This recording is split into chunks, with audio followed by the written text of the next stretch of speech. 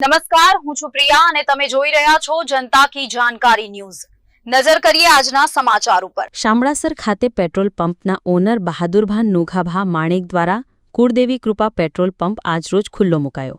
દેવભૂમિ દ્વારકામાં જ્યારે વિકાસલક્ષી કામો ચાલી રહી છે ત્યારે આજરોજ દેવભૂમિ દ્વારકાના ગોપી તળાવ ખાતે એક વિકાસલક્ષી કામ જોવા મળ્યું હતું, જેમની અંદર છેલ્લા ઘણા સમયથી વાહન ચાલકોને પેટ્રોલ ડીઝલ ભરાવાની સમસ્યા થતી હતી।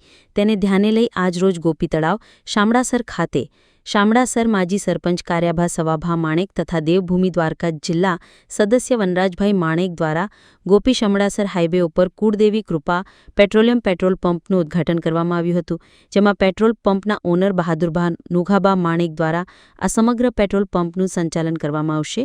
જ્યારે આજ રોજ સમગ્ર કાર્યક્રમ પ્રસંગે મુખ્ય મહેમાન તરીકે સાંસદ સભ્ય શ્રી પૂનમબેન માડમ તથા માનનીય ધારાસભ્ય શ્રી પબુભા માણેક વરદ હસ્તે રિબિન કાપીના પંપનું ઉદ્ઘાટન કરવામાં આવ્યું હતું અને શુભેચ્છાઓ પાઠવવામાં આવી હતી।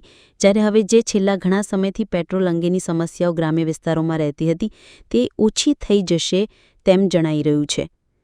રિપોર્ટ લલિત સિગંડિયા, શામળાસર।